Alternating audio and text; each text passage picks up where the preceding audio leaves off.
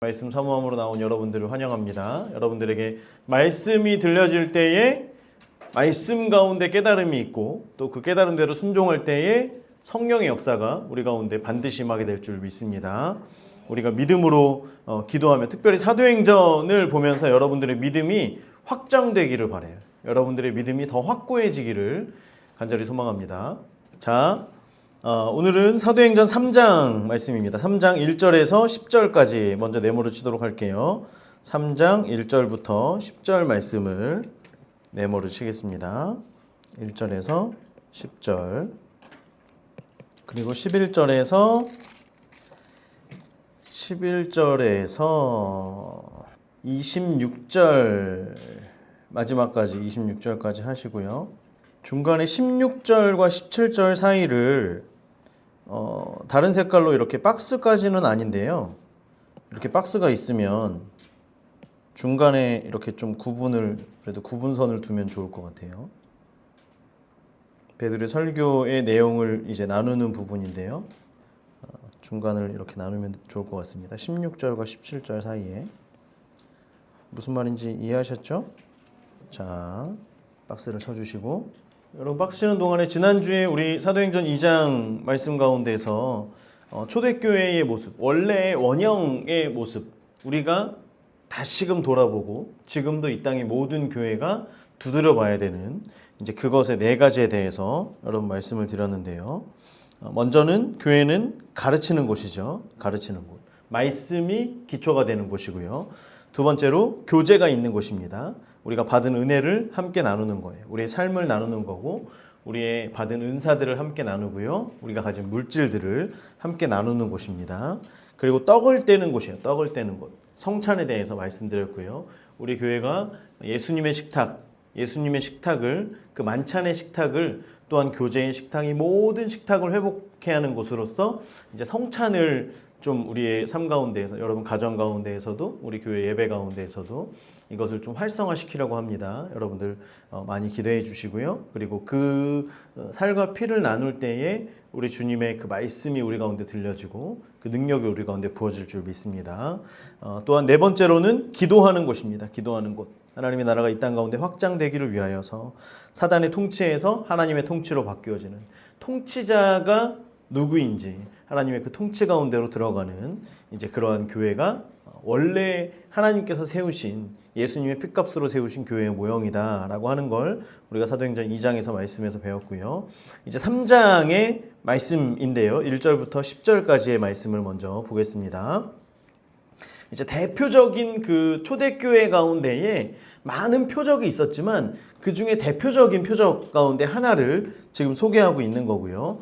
그리고 이것을 통하여서 그 전에 베드로의 설교 때에는 성령이 임하고 베드로가 설교했을 때에는 3,000명의 사람들이 주께로 돌아왔죠. 회개하고 세례를 받고 성도의 수가 3,000명이 늘어났어요. 그리고 오늘 이제 이 일들과 베드로의 설교를 통하여서 5,000명이 이제 남자만 5,000명이 회개하고 주께로 돌아오게 됩니다. 그럼 최소 곱하기 10,000명 이상 되는 사람들이 자 배경을 말씀드리면 이 오순절 때에는 외지에 있던 많은 사람들이 모여 있었고요. 거기에 있었던 3,000명 이 사람들은 예루살렘에만 있던 사람들이 아니라 이제 전국 각지에서 온 사람들 중에 3,000명. 그래서 그 중에서 다시 이제 명절이 지나면서 사람들이 흩어졌겠죠.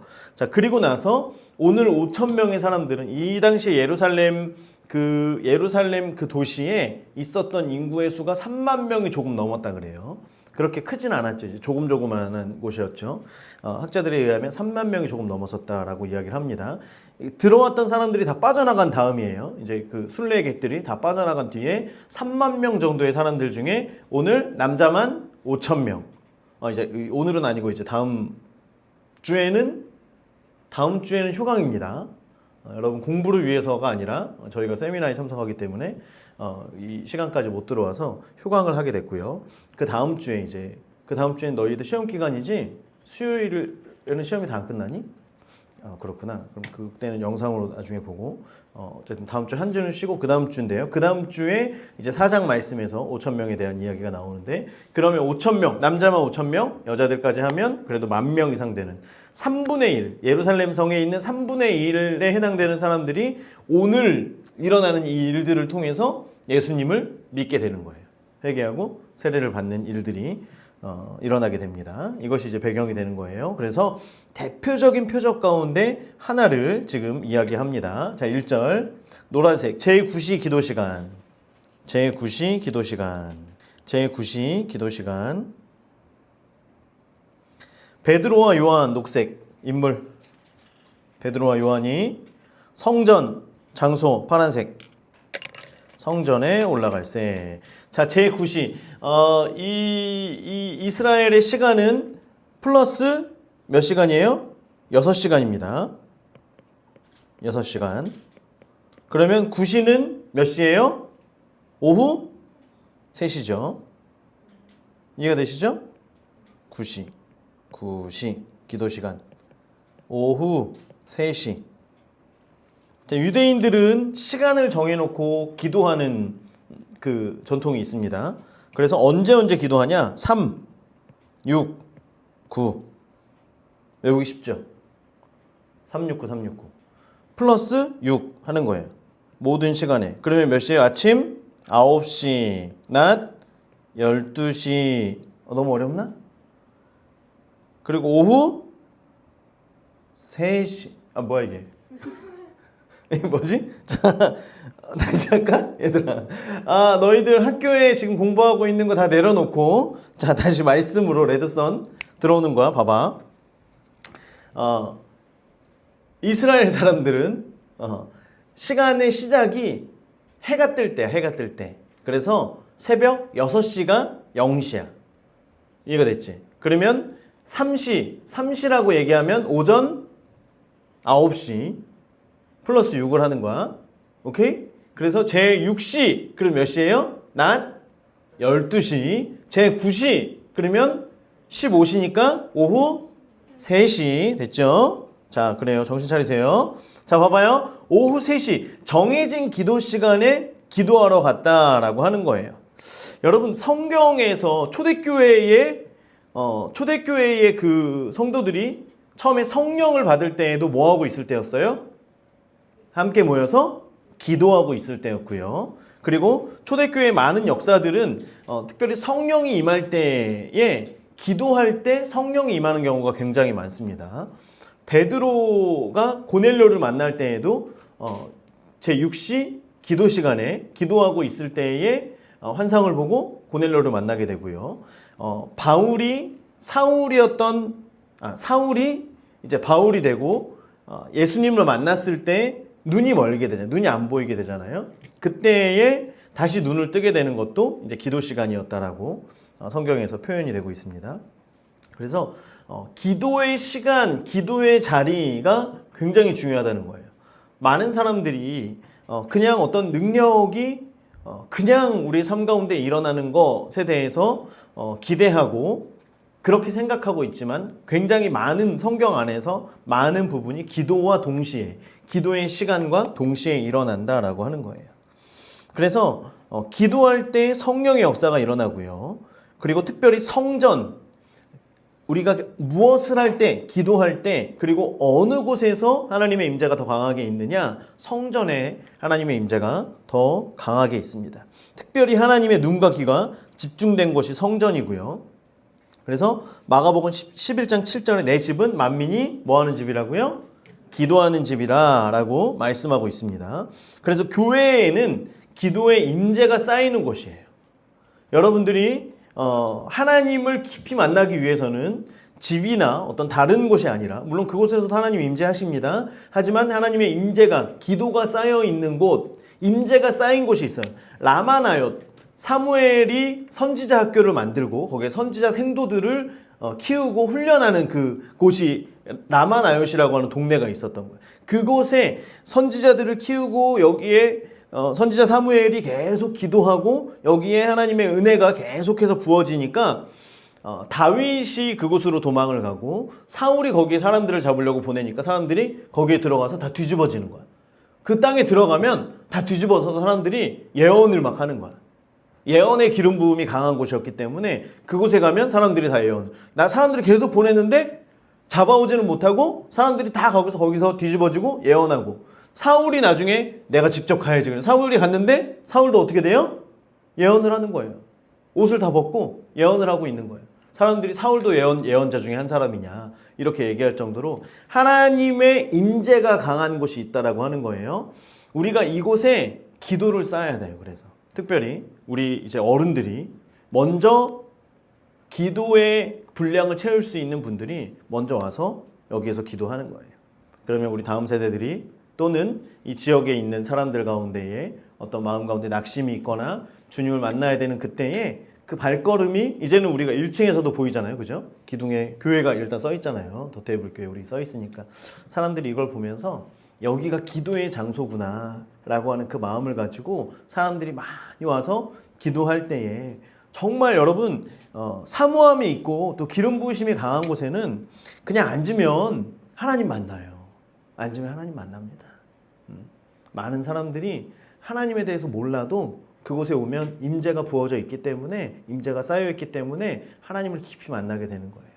그래서 이제 우리 교회는 주변의 사람들에게 많이 오픈을 하기도 하고 또 아이들이 이제 와서 많이 편하게 놀기도 하는데 저는 바람 중에 하나는 뭐냐면 이 우리 본당의 이 장소를 여기를 구분짓는 게 굉장히 어려워요. 나중에 칸막이를 칠 수 있으면 너무 좋을 텐데 그래서 문을 통해서 들어와서 한쪽은 아이들이 가서 편하게 쉬고 놀고 한쪽은 와서 마음껏 기도하고 이럴 수 있는 곳으로 세워졌으면 좋겠어요. 지금은 우리가 이제 조금 뚫려 있기 때문에 기도를 하다가 아이들이 확 들어오면 기도가 끊어지거든요. 그런데 그게 아니라 좀 어느 정도 이게 분리가 되어 있어서 그래서 그렇게 하면 이제 장소가 조금 좁다는 느낌이 들 수도 있는데 그것보다 중요한 건 여기를 어느 누구나 와서 마음껏 그냥 기도할 수 있는 사람들의 뭐 그런 거에 상관없이 누구나 와서 기도할 수 있는 곳이 되면 너무나 좋겠어요. 지금 말고요. 나중에. 네, 그래서 그렇게 기도가 여기에 쌓일 수 있으면 좋겠습니다. 그래서 기도하는 사람들이 이곳을 지날 때에 마치 참새가 방앗간을 지나지 못하는 것처럼 우리 성도들이 집에 갈 때에 또 아침에 출근할 때 일 마치고 집으로 돌아갈 때에 언제든지 이 성전을 사모해서 여기 와서 기도의 분량을 쌓고 성령의 임재를 쌓아둘 수 있는 그런 공간이 될 수 있기를 간절히 소망합니다. 자, 2절에 보면 나면서 못 걷게 된 이 녹색으로 인물로 적어주세요. 인물로 비추셔주세요. 녹색. 나면서 못 걷게 되니. 자, 이 사람이 이제 뒤에 사장에 보면 40년 동안 이 사람의 나이가 40세예요. 40세. 그럼 몇 년 동안 못 걸었다는 거예요? 40년 동안 못 걸은 거예요. 태어나면서부터 걷지를 못했대요. 40년짜리 된 이제 병자입니다. 40년 동안 낫지 못했던 사람인 거죠. 자, 이를 사람들이 메고 오니 노란색 메고 오니 이 사람을 왜 메고 왔냐? 성전에 들어가는 사람들에게 뭐 하기 위해서? 노란색 구걸하기 위하여 노란색 구걸하기 위하여 날마다 미문 파란색 미문이라는 성전문에 두는 자라. 자, 나면서 못 걷게 된 이라고 하는 건 뭐냐면 이게 우리가 예를 들어서 나이가 40인데 한 35, 6 그때쯤에 갑자기 걷지 못하게 됐어. 그러면 이 사람에게는 다시 걸을 수 있을 거라고 하는 희망이 있을 수 있어요. 그런데 태어나면서부터 한 번도 걸은 적이 없어요. 그러면 이 사람에게는 걷는다는 것 자체가 태어나면서부터 앞을 못 본 사람에게는 이 사물이나 이런 것에 대해서 아예 상상조차가 안 된다고 얘기하잖아요. 한 번 본 사람은 설명해주면 이해가 되거든요. 그런데 한 번도 보지 못한 사람은 아무리 설명을 해도 이해가 안 되는 거예요. 생각의 구조에. 자, 한 번도 걷지 못한 사람이에요. 그러면 우리가 이제 자전거를 탈 때 자전거를 아이들 가르쳐 줄 때 보면 자, 이렇게 해가지고 몸을 이렇게 해서 발을 막 구르면서 이렇게 해갖고 타는 거야? 몰라요. 그런데 타다가 어떻게 하다 보니까 되고 하면 타지고, 그러면 그 다음에는 굳이 이거를 순서대로 설명하지 않아도 몸이 기억해서 이걸 타는 거예요. 그런데 한 번도 걷지 못한 사람은, 자, 걸을 때는 엄지발가락에 힘을 주고 엄지발가락이 축이 되어서 양쪽에 먼저 허벅지에, 그 다음 종아리에 해서 천천히 일어나면 되는 거야? 설명이 돼요, 안 돼요? 전혀 안 돼요. 그냥 이해 자체가 안 되는 사람, 그리고 한 번도 그런 적 없이 이게 1, 2년이 아니라 40년의 시간이 되었어요. 사람들이 볼 때 희망이 있어요, 없어요? 전혀 희망이 없는 사람이에요. 먼저 이 사람에게는 육체에 희망이 없습니다. 몸에 희망이 없어요. 그리고 두 번째로 영혼에도 희망이 없어요. 40년 동안 성전에 들어가지를 못한 거예요. 그리고 지금은 성전에 들어갈 생각조차 하지 않고 있는 거예요. 여러분, 성전을 갈 때에는, 우리가 성전에 갈 때에는 예배를 드리러 가는 거잖아요. 제사를 드리러 가는 거잖아요. 성전에, 교회를 올 때는 예배를 드리러 오는 거잖아요. 이 사람의 삶 속에는 예배가 없어요. 하나님을 만나는 것이 없어요. 이 사람에게는 기도의 자리로 가는 것도 없어요. 성전을 간다라고 하지만 성전에 가서 무엇을 하는지, 무엇을 해야 되는지 조차도 잃어버린, 육적으로도 영적으로도 더 이상 희망이 없는 그런 사람이 오늘 나온다라고 하는 거예요. 그래서 이 사람은 기도하러 간 게 아니에요. 또는 기도를 받으러 간 것도 아니에요. 몸이 아파서 걷지를 못해서 대제사장에게 뭔가 기도 요청을 하러 간 것도 아니에요. 그냥 구걸하기 위하여 날마다 미문으로 갑니다. 성전 미문에서 앉아 있는 거예요. 자, 그러면 이 미문에 들어가는 사람들은 지금 뭐 하러 가는 사람들이에요? 우리말로 하면 예배드리러 가는 사람들이에요. 예배드리러 가는 사람들. 특별히 이때는 종교인들이 많이 있었잖아요. 종교인들. 자, 제가 이제 그 성전 앞에서 구걸하고 있는 사람이 여기 있어요. 누구나 다 알아요. 이미 40년, 뭐 40년까지는 아니더라도 뭐 한 30년, 최소 30년은 앉아 있었겠죠. 그러면 이제 모든 사람들이 다 이 사람이 그거라는 걸 알아요. 우리가 이제 아이들이랑 같이 가고 있는데, 아니 집사님들이랑 같이 가고 있는데 갑자기 이 앞에서 저는 그냥 지나가고 싶지만 목사님 그러면서 얘기하면 제가 이 구걸하는 사람에게 돈을 줘야 돼요, 안 줘야 돼요? 줘야죠. 돈을 달라고 하는데 목사님 어쩌고저쩌고 얘기하면 그래요? 하면서 자연스럽게 뭐라도 꺼내서 줘야지 되는 거예요. 저도 그러는데 이 당시에는요, 이 외식하는 사람들이 많이 있었잖아요. 일단 헌금을 하기 위해서 이 많은 동전으로 바꿔서 가는 사람들이 있었는가 하면, 이 구걸하는 사람들에게 난 이 정도야 라고 하면서 이제 그 적선을 하는 이런 사람들이 있었다라고 하는 거예요. 그래서 성전 미문은 사실은 명당 중에 명당이죠. 명당 중에 명당이에요. 여기에서 희망이 없다라고 하지만 이 사람에게는 여기에 앉아 있는 것이 삶의 희망이었어요. 그냥 그거 하나예요. 구걸하기 위한 이유 하나밖에 없었다라고 하는 거예요. 3절. 그가 베드로와 요한, 다시 녹색, 베드로, 요한이 성전에 들어가며 함을 보고 뭐 했어요? 구걸하거늘, 노란색, 구걸하거늘. 베드로와 요한이 성전에 들어가는 거 봤어요. 그리고 나서 여전히 구걸하는 거예요. 구걸하는 거예요. 자, 지금 이 걷지 못하는 이 사람, 그냥 걷지 못하는 이 사람에게는 모든 관심사가 뭐예요? 지금 구걸하는 거예요. 구걸하게 그 자리에 갔고요. 사람들을 보면 생각나는 게 딱 하나예요. 뭐 하는 거? 구걸하는 거밖에 없어요. 자, 그런데 보세요. 4절 베드로와 요한, 또 녹색, 더불어 주목하여, 빨간색, 주목하여 이르되, 노란색으로 우리를 보라. 우리를 보라. 자, 주목하여 밑에다가 사도행전 1장 10절. 사도행전 1장 10절, 우리 이제 얼마 안 되니까요. 봅시다. 같이 한번 읽어볼까요? 시작. 올라가실 때에 제자들이 자세히 하늘을 쳐다보고, 이거예요. 하늘을 쳐다보는 거예요. 자, 예수님께서, 같은 단어입니다.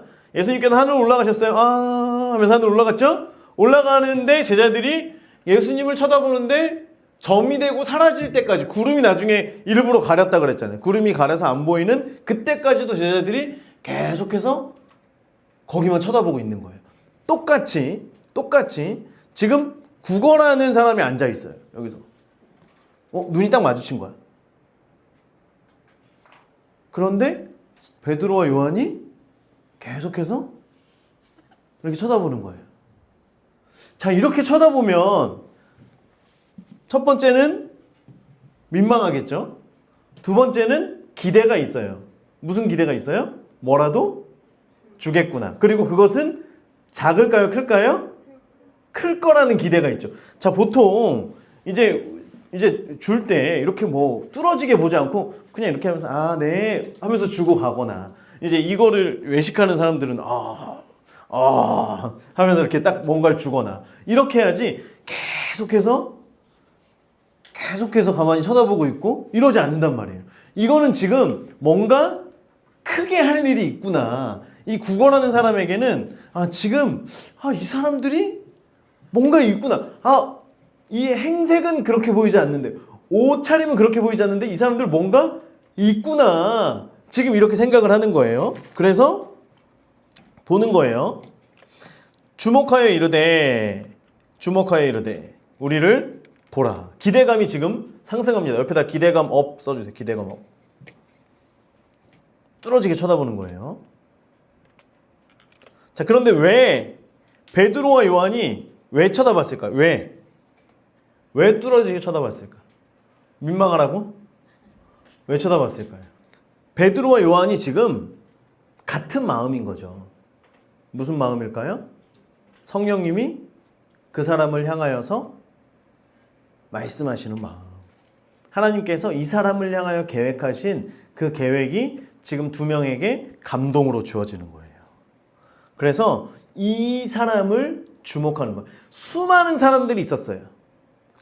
이 사람 한 사람만 있는 게 아니에요. 많은 사람들이 있었어요.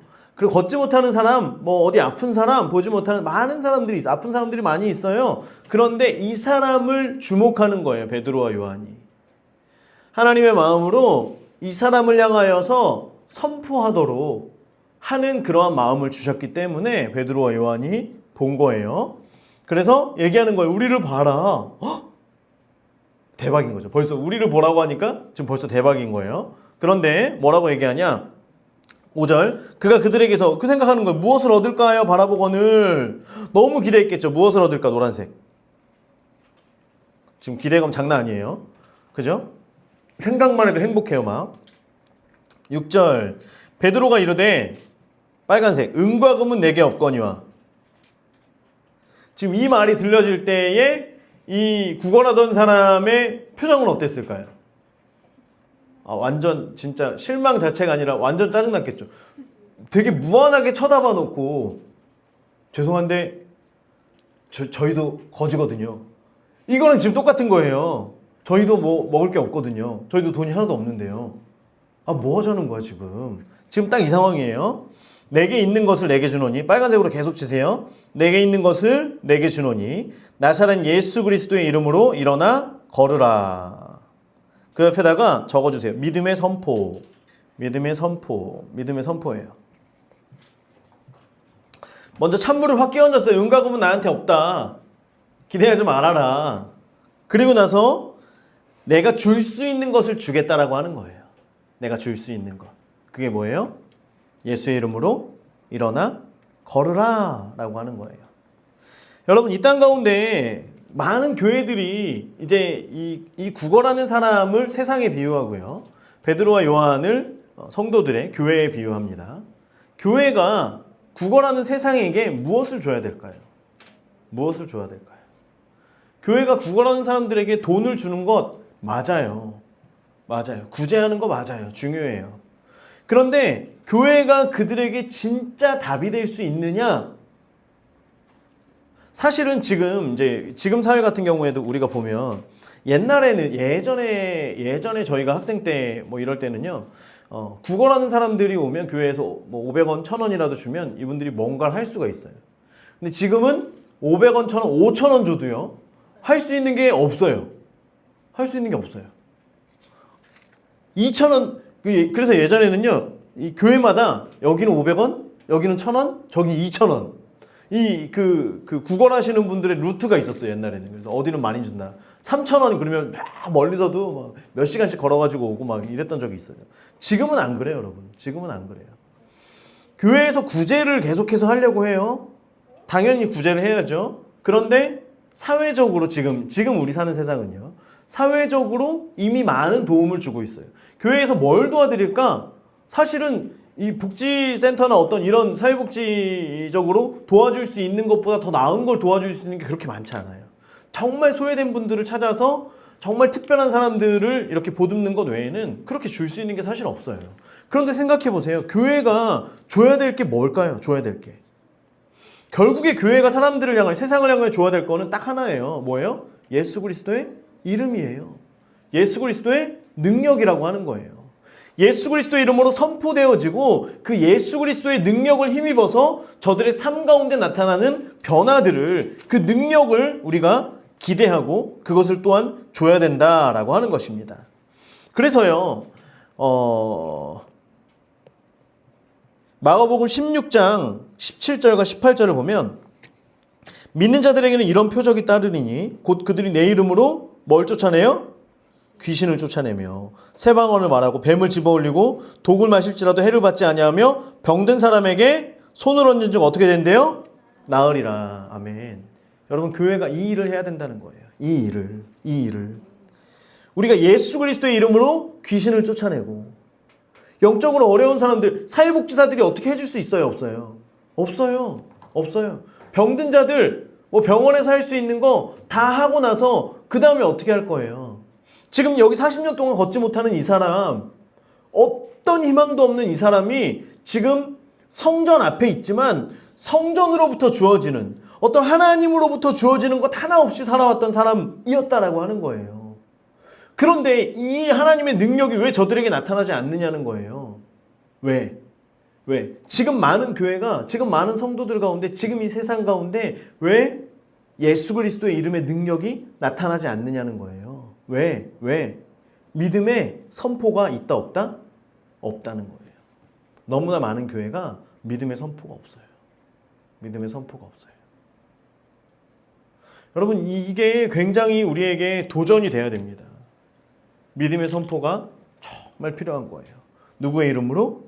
예수의 이름으로. 왜냐하면 주님께서 말씀하셨잖아요. 마태복음 28장 18절, 예수께서 나와 말씀하여 이르시되 하늘과 땅의 모든 권세를 내게 주셨으니. 이미 주님께 하늘과 땅의 권세, 하늘의 권세, 땅의 권세, 그 모든 권세를 주님께서 가지셨다라고 하는 거예요. 하늘과 땅의 왕이 되시기 때문에 모든 세상의 주관자 되신 그분 앞에 질병도 무릎 꿇는 줄 믿습니다. 귀신들도 무릎 꿇는 줄 믿습니다. 우리의 환경도 누구에게 속해 있어요? 예수 그리스도께, 그분의 통치 가운데 속해 있음을 우리가 믿는다라고 한다면 우리의 환경을 위하여서도 우리가 선포해야 돼요? 안 해야 돼요? 해야 돼요. 특별히 우리 학생들 기도할 때, 공부할 때 기도해요. 공부하다 보면 머리 아프고 헷갈리고 하기 싫고 머리 터질 것 같고 이러잖아요. 그죠? 내 머리의 용량은 16기가인가? 이렇게 생각하면서 16기가만 돼도 사실 얼마나 좋아. 그죠? 그런데 그것도 안 되잖아. 망가졌나 보다. 이번 생에선 안 되나 보다. 이런 생각하지 말고, 여러분, 나를 향하여서, 나의 환경을 위하여서 선포하세요. 나의 환경을 위하여서 지혜가 임할지어다. 예수의 이름으로 지혜가 임할지어다. 예수의 이름으로 계시가 임할지어다. 예수의 이름으로 지식이 임할지어다. 여러분, 선포하세요. 선포할 때 그렇게 되는 줄 믿습니다. 우리가 이 믿음의 선포가 사라져가고 있는 세상 가운데 살아가고 있다는 거예요. 그런데 많은 사람들이 또 얘기하죠. 아니, 기도하면 다 나아야 되는데 한 번에 안 나오면 그럼 잘못된 거 아니에요? 아니에요. 여러분, 우리는 나을 때까지 기도하는 거예요. 예수의 이름으로 나을 때까지 기도하는 거예요. 계속해서 나을 때까지, 회복될 때까지. 이것은 예수님의 통치 아래에 있기 때문에 우리가 기도하지 않아서 낫지 않는 것보다 시간이 걸리더라도 기도해서 나으면 되는 거예요. 하나님의 뜻, 하나님의 계획 가운데로 우리가 들어가면 되는 거예요. 그래서 이 땅을 살아가면서 믿음의 선포가 굉장히 중요하다라고 하는 것입니다. 자, 그리고 보세요. 이제는 뭐가 나오냐면 믿음의 행위가 나옵니다. 자, 빨간색으로 오른손을 잡아 일으키니. 오른손을 잡아 일으키니. 자, 말을 했어요. 일어나 걸으라. 이 사람이 뭐야 지금? 뭐야 이게 뭐 어떻게 하라는 거야? 일어날 줄 몰라요. 몰라. 일어나 걸으라 이야기하고 나서 손을 잡아서 일으키는 믿음의 뭘 하는 거예요? 행위를 하는 거예요. 행위를. 그래서 믿음의 선포와 중요한 것은 믿음의 행위라고 하는 거예요. 자, 이런 겁니다. 우리가 누군가가 아파요. 누군가가 아파. 아파. 아유, 그래 내가 빨리 낫기를 기도할게. 이거는 누구나 할 수 있어요. 그런데 진짜 믿음의 행위는 뭐냐? 아파요. 그러면 일로 와. 내가 뭐 해줄게? 기도해줄게. 이게 믿음의 행위예요. 이해가 되세요? 자, 빨리 낫기를 기도할게요. 이건 누구나 할 수 있는데 사실은 그렇게 말하고 기도하는 사람들이 얼마나 많이 있어요. 그렇지 않거든요. 그렇지 않아요. 눈에 보이지 않으면 기도하지 않아요.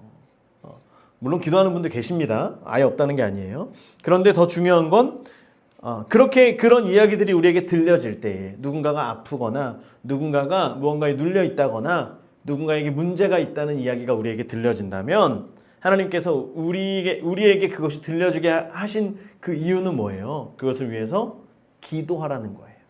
물론 때로는 그냥 계속해서 시간을 두고 기도해야 되는 중보 기도가 있습니다. 하지만 때로는 믿음의 선포와 동시에 믿음의 행위가 필요할 때가 있다라고 하는 거예요. 그래서 아프다라고 하면 예수님 말씀하신 것처럼 예수님의 이름으로 손을 얹고 기도하는 거예요. 주님 말씀하신 것처럼 기도합니다. 지금 낫게 해주세요. 그리고 귀신 들린 사람이 있다라고 한다면 기도하는 거예요. 나가라고. 예수의 이름으로 나가. 지금 나가. 기도하는 거예요. 우리가 선포하고 행위하잖아요. 그러면 예수님의 이름으로 되어지는 그 선포와 행위 가운데에 하나님께서 일하시는 줄 믿습니다. 이 말이 없으면 안 돼요. 우리가 이 말이 굉장히 중요합니다. 그래서 저도 이제 막 배가 아프거나 이러면 기도하거든요. 기도할 때 그냥 속으로 기도하지 않아요. 말로 해요. 말로. 입으로. 왜냐하면 우리가 우리의 말을 한다라고 하는 것은 이것은 창조의 역사를 우리가 이루어내는 거예요. 우리에게 주신 그 생명으로 성령의 능력으로 창조의 역사를 이루어내는 거예요. 빛이 있으라 하면 빛이 있는 거예요. 말씀대로 되는 거예요. 그렇기 때문에 우리는 입을 열어서 이야기하는 거예요. 말하는 거예요. 선포하는 거예요. 그리고 이것을 계속적으로 행위를 하는 것입니다. 자, 그래서 베드로가 얘기한 거죠. 베드로가 오른손을 잡아서 일으키니까 발과 발목이 곧 힘을 얻고, 노란색 힘을 얻고는 수동태예요. 수동태. 자기가 힘을 내서 일어서는 게 아니라 힘을 얻게 되는 거예요. 하나님으로부터 성령으로부터 힘을 힘이 들어가게 되는 겁니다. 힘이 주어지게 되는 거예요. 자, 8절 뛰어서서 걸으며, 노란색 뛰어서서 걸으며. 뛰어서서 걸으며 라고 하는 말은 해석이 조금 좀 그렇습니다. 옆에다 적어주세요. 벌떡 일어나서. 그러니까 뛰어서서 걷다라고 하는 표현을 이제 이 사람이 일어날 때 천천히 일어나는 게 아니라 손을 잡아서 일으키니까 갑자기 띠용 스프링 일어나는 것처럼 띠용 하면서 이 사람이 갑자기 일어나는 거예요. 힘을 얻어서.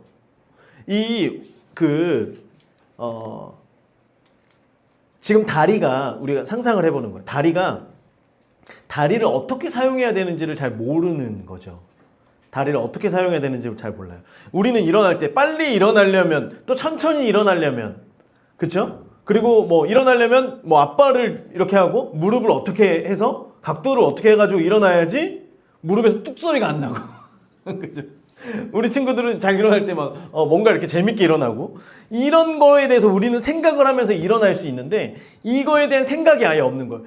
손을 잡아서 일으키니까 마치 스프링이 쭉 올라가는 것처럼 힘을 어떻게 줘야 되는지 모르니까 말이 그냥 힘을 어떻게 쓸지 몰라서 팔팔 뛰는 것처럼 띠용 하면서 지금 사람이 일어나는 거예요.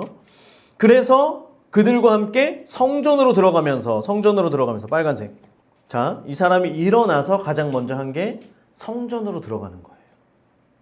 40년 동안 들어가지 못하고 예배드리지 못하고 그 안이 어떤지도 몰랐던 그 사람이 일어나서 가장 먼저 하는 게 성전으로 들어가는 겁니다.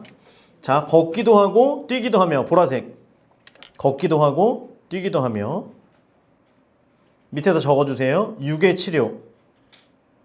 육의 치료. 또 보라색으로 하나님을 찬송하니. 하나님을 찬송하니. 그 밑에다 적어주세요. 영의 치료. 육의 치료. 영의 치료. 그리고 옆에다가 는 완전한 치료. 자, 육체의 기적이 일어났어요. 그리고 영혼의 기적이 일어난 거예요. 육이 치료됐어요. 영이 치료됐어요. 여러분, 예수님을 만난다라고 하는 건, 예수님을 만나는 거는요, 육체만 치료되는 게 아니에요. 육체만 치료되는 게 아니에요. 또 영만 치료되는 것도 아니에요. 영과 육이 함께 치료가 된다라고 하는 겁니다. 자, 이제 동그라미를 칠 건데요. 주황색 말고 하늘색으로 할까요? 하늘색? 하늘색으로 동그라미 칠게요. 9절에 모든 백성. 그리고 노란색으로 걷는 것과 또 노란색 하나님을 찬송함. 보고까지 노란색 하시고 보고에다가 하늘색으로 동그라미 쳐주세요. 지금 모든 백성 보고 했죠.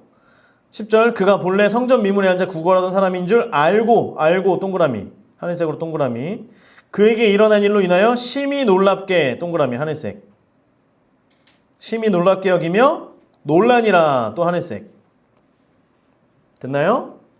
자 하늘색만 읽어볼게요. 시작. 모든 백성이 보고 알고 심히 놀랍게 논란이라. 사람들이 놀라는데 놀랍고 놀랍게 놀라는 거예요. 지금 소리가 들리죠? 뭐가 열리는 소리? 마음이 열리는 소리가 들리는 거예요. 이 표적을 보면서 사람들이 우와 하면서 마음이 열려져 가는 거예요. 지금 자, 이 사람에게 있어서는 성전은 40년 동안 그냥 내가 구걸하기 위한 누군가를 만나서 더 많은 돈을 벌기 위한 그런 장소에 불과했다라고 하는 거예요. 그런데요, 그 장소가 이제는 하나님을 찬양하는 곳이 되는 거예요. 자, 많은 사람들이요, 교회에 와서 교회로부터 얻을 수 있는 것, 예수 그리스도의 이름을 받게 되고요. 그리고 영과 육이 회복될 때에 그들에게 나타나는 역사는 뭐냐면 이전에는 교회는 그냥 교회였어요. 교회는 코로나 잘 걸리는 곳, 교회는 또 아이들이 가서 그냥 뛰어노는 곳, 교회는 뭐 사람들이 이야기하는 뭐 안 좋은 여러 가지들 이런 곳 그냥 들어왔던 것. 그래서 많은 사람들이 얘기해요. 나도 교회 알아요. 나도 예수님 들어봤어요. 라고 얘기해요. 그런데 그들에게 예수 그리스도의 이름으로 그들이 육이 치료되고 영이 치료되어서 회복되어서 완전한 회복이 저들 가운데 이루어지고 나면 교회가 이전의 교회와 같아요? 달라요? 다른 것이 되는 거예요. 예수 그리스도의 이름이 이전과는 다른 예수 그리스도가 되어진다라고 하는 거예요. 여러분 이 장면을 한번 좀 찾아봤어요. 찾아봤는데 굉장히 잘 묘사한 영상이 있어서 잠깐 보려고 합니다. 이 자막이 따로 없이 그냥 한국어 번역으로 아마 자막이 나올 건데요. 좀 맞지 않아도 여러분 그냥 이해하면서 보시면 돼요. 상황은 그냥 그대로입니다. 그대로.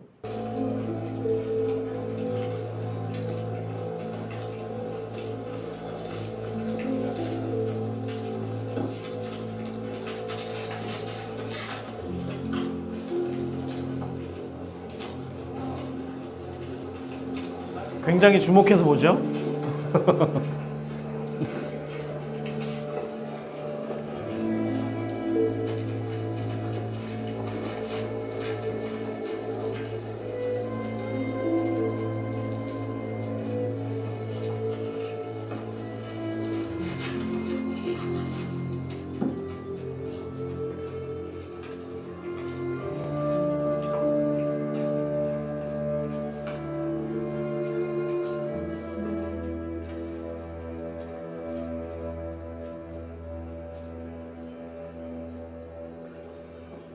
Alms?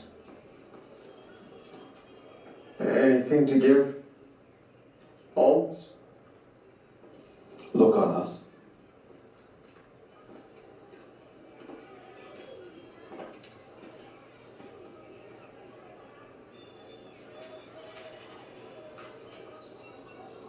silver and gold have I none, but such as I have give I thee.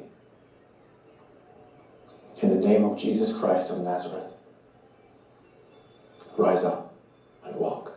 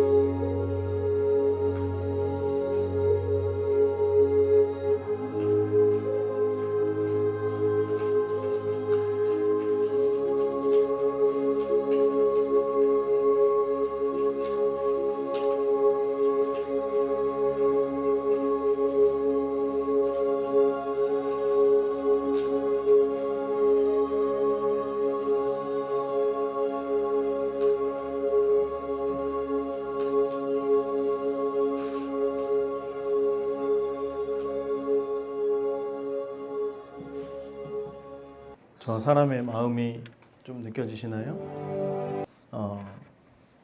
사람들이 모든 사람들이 이 사람을 본 거예요. 모든 사람들이 누군지를 알고 이 사람을 본 거예요. 사람들이 얘기하는 거죠. 야, 걔 맞나? 얘기하는 거. 맞지? 맞네. 다들 얘기하는 거. 맞다. 계속 얘기하는 거예요. 여기저기서 막 얘기하면서 막 이것을 굉장히 놀랍게 여기면서 무슨 일이야 도대체? 막 그러면서 마음이 열리는 소리들이 막 들리는 거예요. 자, 11절. 나은 사람이 녹색, 나은 사람이 아까 구걸 얻은 사람 얘기하는 거죠. 베드로 요한을 붙잡으니 노란색, 붙잡으니 어디 가는 데마다 사람들이 얘기를 막 할 거 아니에요. 막 여기저기서 수근수근대고 맞나? 진짜 맞나? 야 걷네 막 얘기하는데 가서 베드로와 요한을 붙잡으면 사람들에게 얘기를 하는 거예요. 이 사람이 나를 고쳐줬다. 이 사람이 나를 걷게 해줬다. 계속 얘기를 붙잡는 거예요. 모든 백성이 크게 놀라며 달려나가 솔로몬의 행각, 파란색 솔로몬의 행각이라는 행각에 모이거늘. 솔로몬의 행각 파란색으로. 자 보세요. 지도를 보여드릴게요. 자 여기가 미문이라고 했고요. 솔로몬의 행각은 이쪽에 있습니다. 여기. 그래서 이제 기둥들이 있고요. 좀 그늘이 있고 사람들이 이제 유대 사람들이 이제 그 그늘 아래에서 쉬면서 서로 이야기들 나누는 장소예요. 거기에서 여러 가지 뭐 서로 뭐 어떤 그 신학적 논쟁도 하고요. 뭐 여러 가지 이야기들을 나누는 이제 그런 장소입니다. 또 뭐 설교도 하는 이제 그런 곳이고요. 뭔가를 얘기할 때. 자, 솔로몬의 행각이라 불리는 행각이 모이거늘. 자, 이제 베드로의 설교 첫 번째. 그 옆에다가 적어주세요. 베드로의 설교 첫 번째 땡땡. 내가 고친 게 아니다. 그냥 글씨 알아서 보세요. 첫 번째 설교 뭐라고요? 내가 고친 게 아니다. 지금 그걸 얘기하는 거예요. 자, 12절 베드로가 이것을 보고 백성에게 말하되 이스라엘 사람들아 이 일을 동그라미 왜 놀랍게 여기느냐? 빨간색 밑줄. 왜 놀랍게 여기느냐? 베드로가 두 가지 질문을 하는 거예요. 두 가지 질문. 왜 놀랍게 여기느냐? 그리고 우리 개인의 권능과 경건으로 이 사람을 걷게 한 것처럼 이 동그라미 왜 우리를 주목하느냐? 빨간색. 왜 우리를 주목하느냐? 왜 너희들은 사람에게 관심이 있냐라고 하는 얘기를 하는 거예요, 지금. 자, 첫 번째는 왜 이 일을 놀랍게 여기냐? 두 번째는 왜 우리를 주목하냐. 마치 이게 우리 개인의 권능과 경건으로 이 사람을 걷게 한 것처럼 왜 우리를 주목하냐. 우리에게는 어떤 권능과 경건이 없다. 나는 능력이 없다. 나는 경건함도 없는 사람이다. 그런데 왜 나를 주목하느냐? 라고 얘기하는 거예요. 13절 아브라함과 이삭과 야곱의 하나님 곧 우리 조상의 하나님. 우리 조상의 하나님. 저기 녹색 우리 조상의 하나님. 우리 조상의 하나님이 주황색으로 그의 종 예수를 영화롭게 하셨느니라. 그의 종 예수를 영화롭게 하셨느니라. 자, 우리가 이제 베드로의 설교의 패턴에 대해서 그냥 단순히 예수님을 너희가 죽였고 그리고 예수님이 다시 살아나셨고 그러니까 그분을 믿어야지만 된다. 어떤 이게 아니라 우리가 조금 더 구체적으로 이제 베드로의 설교에 대해서 이제 보게 되는데요. 설교의 패턴은 그렇습니다. 보세요. 그의 종 예수를 영화롭게 했다라고 하는 건 예수님이 부활하시고 하늘로 올라가신 다음에 그분의 영화로움, 그분의 본래의 그 영화로움을 회복하셨다. 그 영광을 회복하셨다라고 하는 거예요. 자, 그러면서 이제 예수님이 어떤 분이셨는지, 예수님이 어떠했는지, 어떤 일이 그에게 어떤 일이 있었는지. 지금은 보세요. 예수님이 하늘로 올라가셔서 영화롭게 그분의 영광을 회복하셨다. 그런데 그분이 누구냐면, 자, 이제 알려줄게. 잘 들어. 이해가 되시죠? 자, 너희가 노란색 동그라미, 노란색으로 동그라미 막 쳐주세요. 너희가 동그라미. 그를 넘겨주고 빌라도가 놓아주기로 결의한 것을 너희가 동그라미. 그 앞에서 거부하였으니 노란색 밑줄. 14절 너희가 동그라미. 거룩하고 의로운 이를 거부하고 노란색. 지금 반복되죠. 너희가 거부하고 너희가 거부하였으니 도리어 살인한 사람을 놓아주기를 구하여 생명의 주를 죽였도다. 노란색. 생명의 주를 죽였도다. 생명의 주를 죽였도다. 자, 예수님이 어떤 분이냐면, 자, 알려줄게, 이제. 너희가 그를 넘겨주고, 예수님이, 이제 종교 지도자들에게 눈에 가시였잖아요. 계속해서 이제 말하는 것에 대해서 다 반박을 하고, 예수님이 계속 말하는 게 다 맞고, 사람들에게 능력이 나타나고, 병든 사람들이 낫고, 귀신 들린 사람들이 다 가고, 사람들이 점점 예수님께 몰려드는 거예요. 많은 사람들이 수천 명씩 몰려드는 거예요. 그러니까, 예수를 죽여야 되겠다. 라고 생각을 했는데, 자, 로마의 속국에는 사형권이 없어요. 로마가 통치하는 나라들에게는 자체적으로 누구를 사형시킬 수 있는 권한이 없어요. 자, 그래서 누구에게로 데리고 와요? 빌라도에게로 데리고 옵니다. 빌라도에게 죽여달라고 데리고 오는 거예요. 그런데 지금 이 문제는 유대인들의 문제예요. 그러니까 빌라도가 관여해요? 안 해요? 안 해요. 그러면서 거기에다가 죄목을 붙인 게 뭐냐면 유대인의 왕이다 라고 하는 죄목을 갖다 붙이는 거예요. 그러면 이제 유대인의 왕이 돼요. 예수님이 유대인의 왕이라고 합니다. 저 사람이 왕이라고 스스로 얘기하고 다녀요 라고 얘기하면 로마에 반역하는 반역자가 되는 거예요. 정치적인 그 반역범이 되는 거예요. 지금 쿠데타를 일으키려고 하는 사람이 된 거예요. 자, 그러면 이제 잡아가려고 합니다. 그런데 보니까 빌라도가 계속 묻고 신문하다 보니까 이게 이 사람이 지금 이 예수님이 반역을 하려고 해요? 안 해요? 안 해요. 그냥 이게 자세히 들어보니까 그냥 본인들의 종교적 문제예요. 종교적인 어떤 신념의 문제, 종교적으로 자신들과 맞지 않는 거, 이런 것 때문에 예수님을 죽이려고 하는 거예요. 그래서 무죄를 선포합니다. 근데 사람들이 지금 너희가 라고 동그라미 친 너희가 거부하였으니 빌라도가 놓아주려고 했는데 너희가 거부했다는 거예요. 안 된다는 거예요. 안 된다는 거예요. 그러니까 이제 빌라도가 자꾸만 이제 사람들이 이게 한두 사람이 하는 게 아니라 종교 지도자들과 이런 사람들이 하니까 밀란이 일어날까봐 이제 이것을 어떻게 해결을 하냐면 그 당시 6월절마다 죄인을 풀어주던 전례가 있어요. 사면시켜주던 전례가 있었어요. 그래서 이걸 가지고 이제 얘기를 하는 거예요. 그런데 많은 죄수들 중에 누구를 사면해줄까가 아니라 특정 대상을 세웁니다. 바라바라고 하는 특정 대상. 이 사람은 살인자고 강도고 그냥 그 당시에 완전히 그냥 연쇄살인마 같은 그냥 무조건 죽어야 되는 가장 가장 무서운 사형수. 이제 이 사람과 예수님을 하는 거예요. 그러니까 사람들이 그 종교 지도자에게 선동을 당해서 누구를 풀어주라고 해요? 예수님 말고 바라바를 풀어주라고 얘기를 하는 거예요. 바라바를 풀어주라고. 그러니까 빌라도는 그대로 바라바를 풀어줍니다. 이제 예수님은 사람들에게 물어보는 거죠. 그럼 이 예수는 어떻게 할까? 예수는 어떻게 할까? 사람들이 뭐라 그래요? 예수를 십자가에 못 박아라 얘기를 하는 거예요. 그럼 나는 죄가 없다. 난 이 사람한테서 죄를 찾지 못했고 나도 난 내 손에 피를 묻히고 싶지 않고 나에겐 죄가 없다. 이 죄를, 이 책임을, 이 피를 다 너희들에게 돌린다. 너희들이 담당해라. 라고 하니까 사람들이 좋다고. 우리가 담당하겠다고. 그렇게 얘기를 합니다. 그래서 결국에는 그들이 그 죄값을 담당해서 1900년 동안 나라가 없이 살아가는 이제 그런 일들을 지내게 되죠. 자, 이제 이것을 얘기를 하는 거예요. 그러면서 생명의 주를 죽였다. 그 다음 15절 그 다음에 빨간색으로 그러나 하나님이 죽은 자 가운데서 그를 살리셨으니 말씀드렸죠. 예수님이 부활하신 것은 예수님이 3일 지났으니까 알람이 울려서 내가 일어나야지 해서 일어난 게 아니라 하나님께서 예수님을 살리신 거예요. 그래서 여러분 빨간색 볼펜 빨간색으로 하나님이 살리셨으니 이렇게 물결로 밑줄 그어주세요. 하나님이 빨간색으로 하나님이 살리셨으니 밑줄을 그어주세요.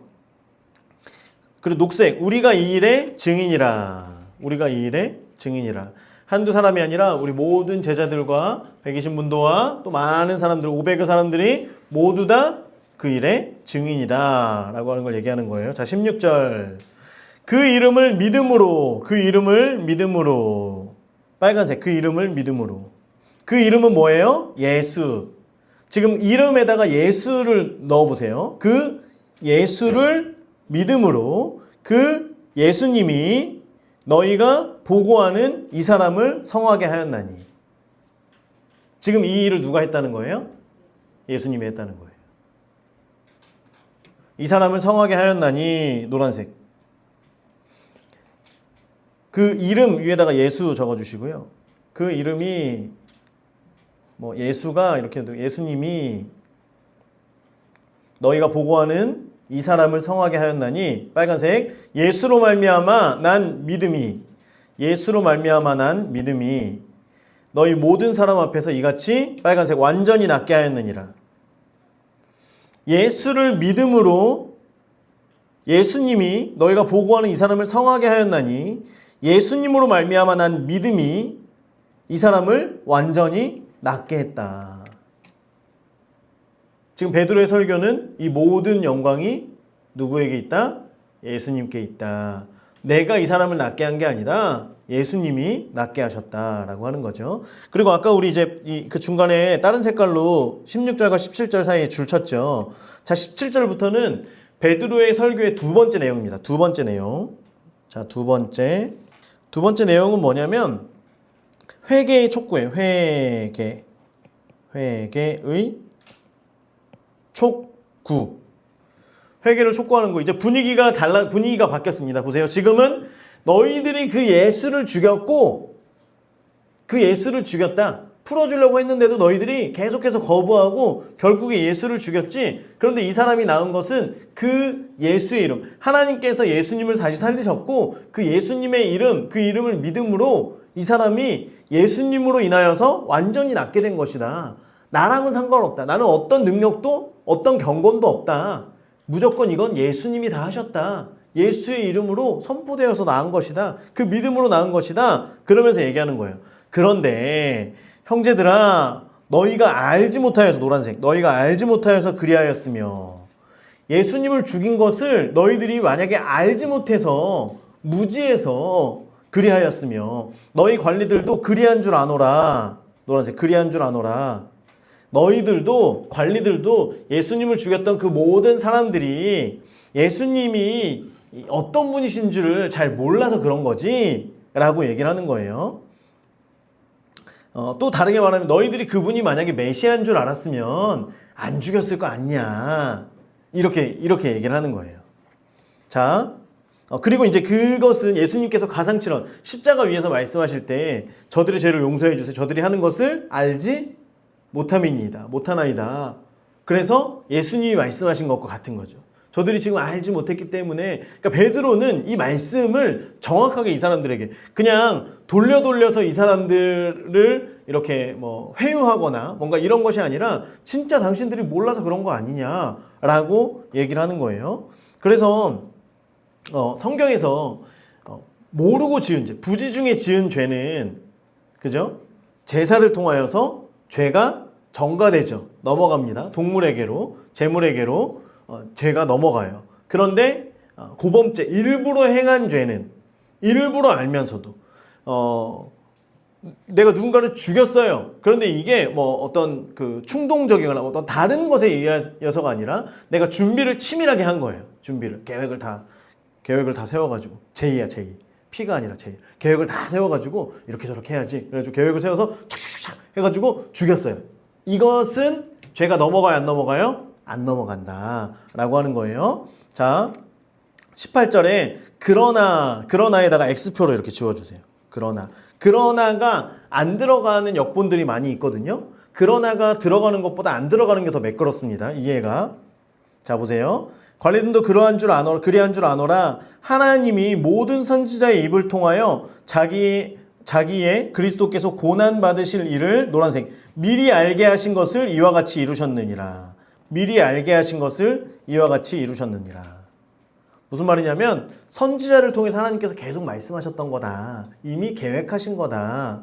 하나님의 뜻이기도 했다. 자, 너희들이 몰라서 죽인 거지만 물론 이걸 잘했다는 건 아니야. 이것은 몰라서 지은 죄이기 때문에 이것은 회개하면 용서를 받을 수가 있어. 그리고 또 이 일은 사실은 너희들이 아니었더라도 누군가를 통해서 하나님께서 이 일을 계획하신 일이기 때문에 이 일이 일어난 거야 라고 하는 걸 지금 얘기하고 있는 거예요. 자, 그래서 19절 그러므로는 이제 앞에서 말한 두 가지를 얘기하는 거예요. 너희들이 무지했지? 그리고 하나님의 뜻인지 몰랐지? 자, 그러니까 너희가 빨간색 회개하고 돌이켜.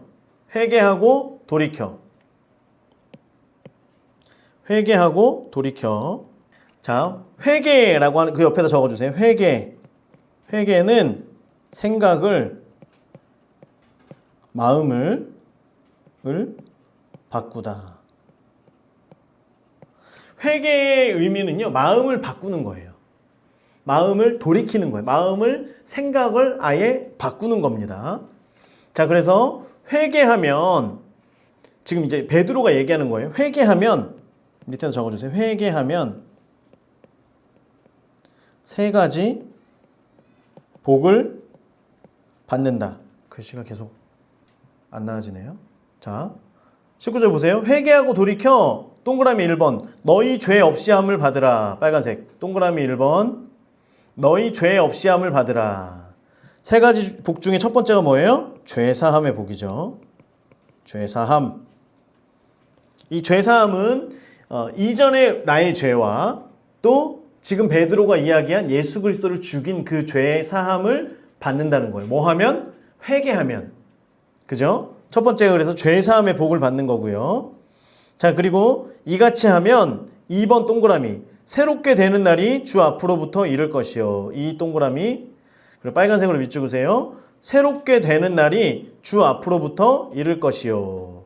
새롭게 되는 날이라고 하는 건 뭐냐면 죄사함의 증거로 성령이 오신다는 거예요. 죄사함의 증거로 뭐가 온다고요? 성령이 오셔서 새롭게 되는 날을 경험하게 된다는 거예요. 이해가 되시죠? 자, 그래서 두 번째 복은 뭐예요?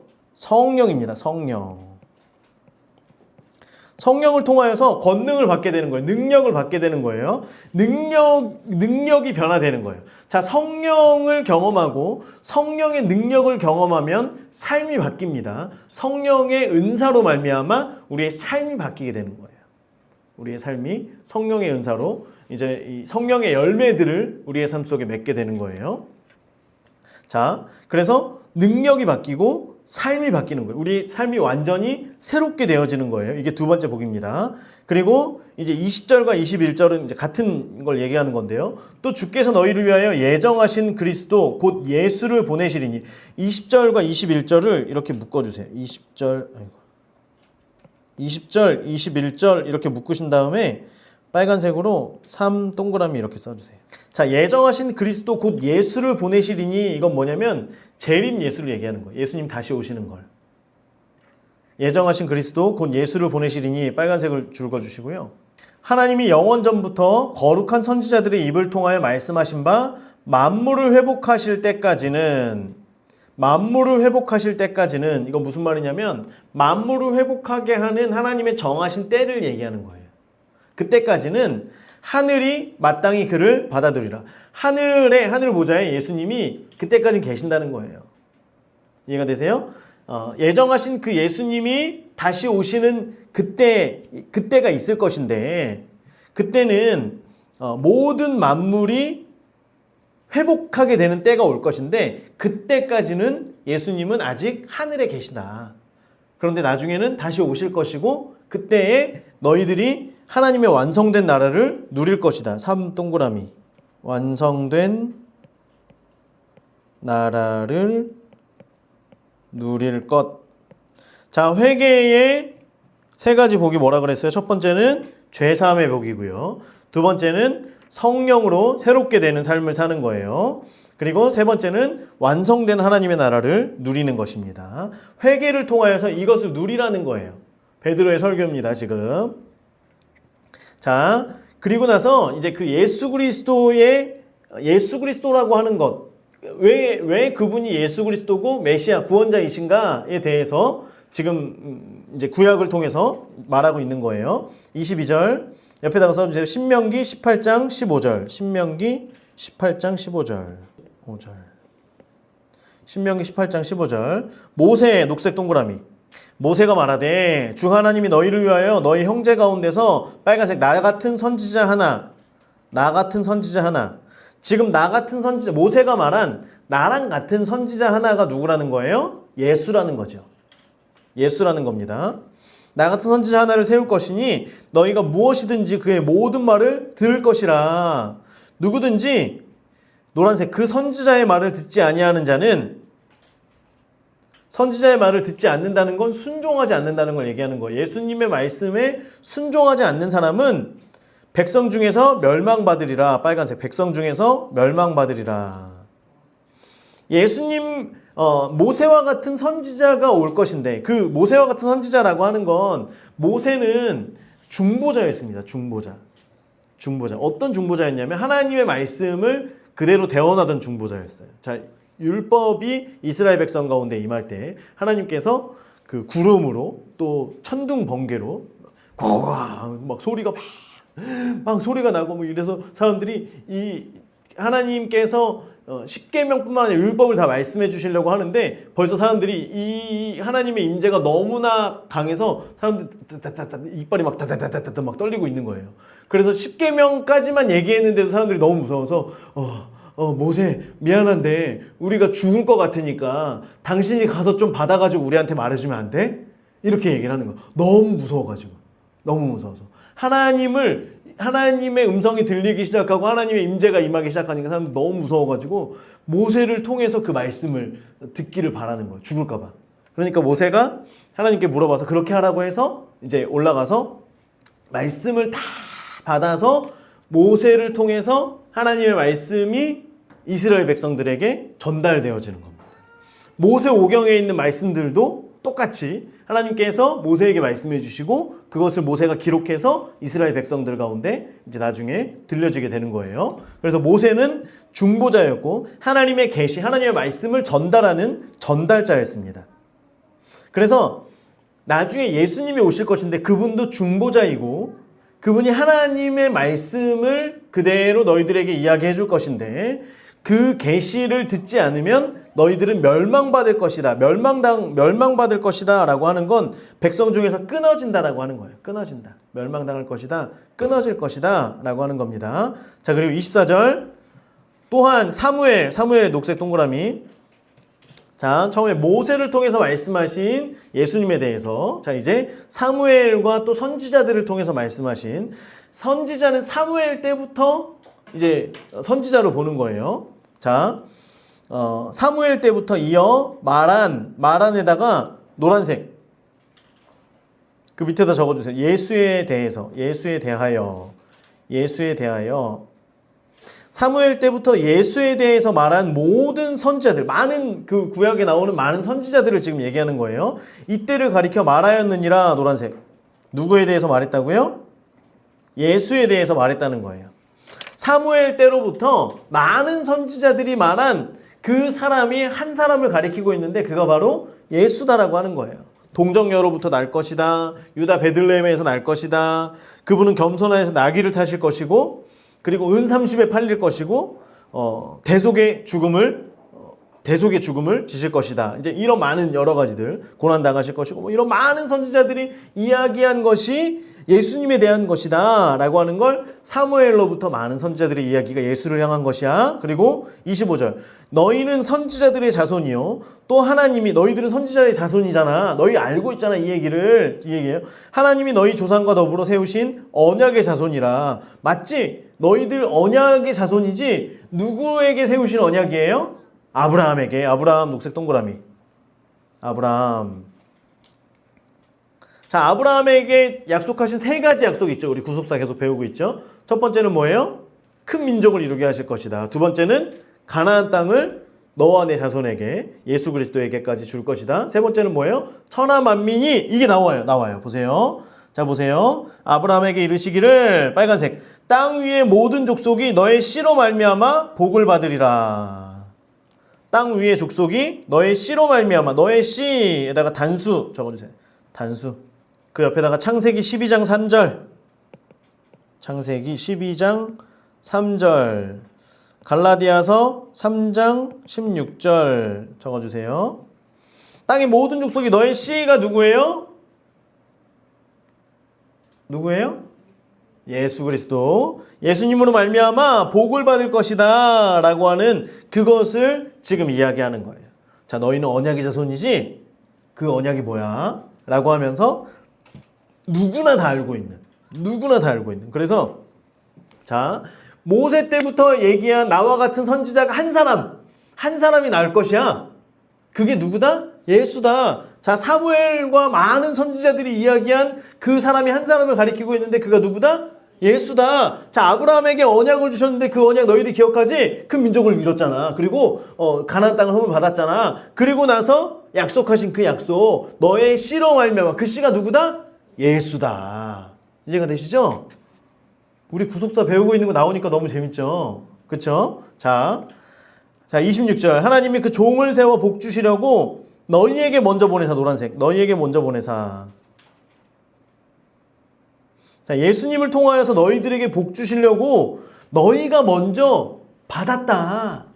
너희가 먼저 예수 그리스도를 통하여서 받게 되는 그 복을 먼저 받았다. 우리 민족 가운데 그분이 오셨다. 지금 그 얘기를 하는 거예요. 너희로 하여금 돌이켜 각각 그 악함을 버리게 하셨느니라. 지금 기회가 있다. 너희들이 이제 회개하고 복을, 선물을 받아라. 지금 아까 얘기한 죄사함의 은혜를, 죄사함의 복을 받고 성령을 복으로 받고, 그리고 나중에 예수님 다시 오실 그 나라, 그것을 완성된 나라를 누릴 것을 너희들이 받아라.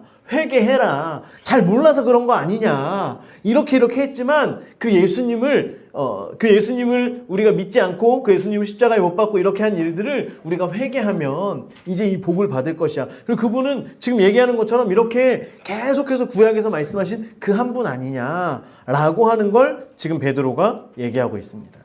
그래서요, 3장의 내용은 두 가지예요. 두 가지.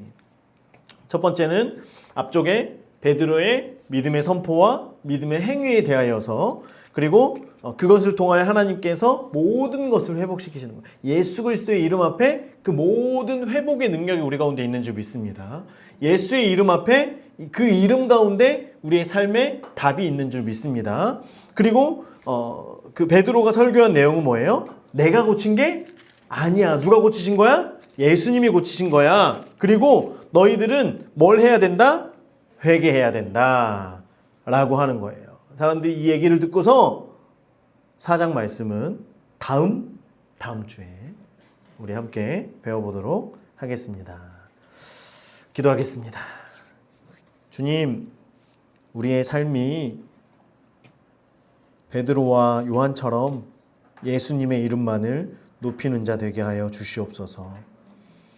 우리 가운데 죄사함의 은혜를 복으로 누리고 성령으로 우리의 삶이 새롭게 됨을 또한 복으로 누리게 하시고 주님 오실 완성케 되는 그 날에 하나님의 은혜를 누리며 살아갈 수 있는 우리 모두가 되게 하여 주시옵소서. 모든 영광이 주님께만 있습니다. 주님만 영광받아 주시옵소서. 감사드리며 예수님의 이름으로 기도드립니다. 아멘.